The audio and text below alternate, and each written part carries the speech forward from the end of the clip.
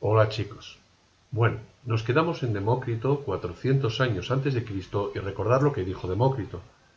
Que si teníamos un trozo de lo que fuera, ahí tenéis en la hoja el ejemplo de hierro, ese trocito de hierro, si yo cogía porciones cada vez más pequeñas de hierro, siempre seguía teniendo hierro.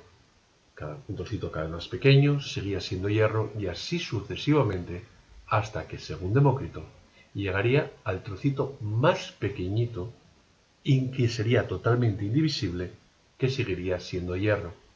A partir de ahí, de ese último trocito que él llamó átomo, que viene de la palabra griega que significa indivisible, la materia ya no podía dividirse más, es decir, sería la unidad más pequeñita existente de la materia.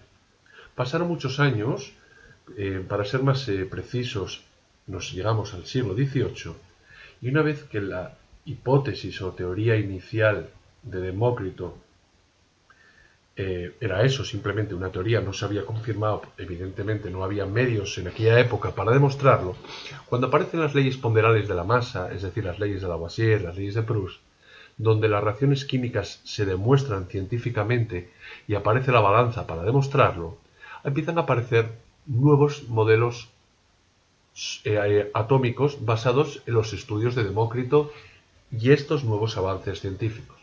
La primera es el modelo atómico de Dalton, un alumno ejemplar, como bien leeríais ahí, supongo, sobre su vida, con 12 años ya era el profesor de su instituto. En 1803, basándose en los estudios de Demócrito, fijaros casi 2000 años atrás, enuncia los siguientes postulados, que los tengo o los tenéis más bien aquí, y que quiero que estudiéis y que conozcáis, que son los siguientes.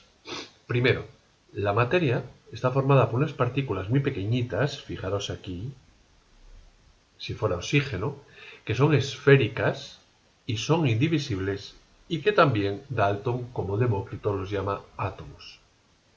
Es decir, aquí tendríamos un átomo de oxígeno. Si tenemos el mismo elemento químico, que es la segunda, el mismo elemento, pues por ejemplo, oxígeno, ese mismo elemento químico está formado siempre por átomos idénticos. Es decir, si son idénticos, van a tener el mismo tamaño, la misma masa y las mismas propiedades. Por ejemplo, si tengo oxígeno, el oxígeno es O2, no lo tenéis por qué saber, ese oxígeno está formado por dos átomos idénticos de oxígeno. Si tuviera un trozo de hierro, ese trozo de hierro, enorme, el que sea, por ejemplo, vamos a imaginarnos que este sea el trocito enorme de hierro, si ahora cojo cualquier trozo, el que sea de aquí, de hierro, aquí habrá millones de átomos de hierro unidos, eso sí, pero todos los átomos, al igual que aquí, de este elemento químico llamado hierro, son todos iguales y por lo tanto tendrán el mismo tamaño, la misma masa y las mismas propiedades. ¿Qué pasaría ahora en el caso de que sean elementos diferentes? Pues que si son elementos diferentes, evidentemente los átomos son diferentes. Un átomo de hidrógeno no se parece en nada a un átomo de cloro, o a un átomo de oxígeno, o un átomo de sodio, como aparece aquí, o un átomo de plomo, mercurio, etc. Son esféricos, sí. Según Dalton, indivisibles, sí. Pero fijaos que tienen tamaños diferentes y por lo tanto tendrán masas diferentes y propiedades diferentes. La cuarta es cómo se van combinando estos átomos de diferentes elementos para formar compuestos químicos. Y alguno está diciendo, ¿qué coño? Perdón, ¿qué es esto de compuestos químicos? Compuestos químicos, pensar en todo aquello que formulasteis. Cloruros, fluoruros, nitruros, óxidos, hidróxidos. Todo eso son compuestos químicos. Bueno, pues por ejemplo, para formar el óxido de magnesio, que es MgO, lo que hace es que estos átomos de diferentes elementos se van a combinar siempre en una proporción fija y sencilla. Es decir, el óxido de magnesio siempre será un magnesio, un átomo de magnesio y un átomo de oxígeno. La formulación ya visteis cómo es. Poco a poco deberíamos ir entendiendo por qué se unen así. Si ahora cogiera, pues yo que sé, por poneros un ejemplo, cloruro de berilio,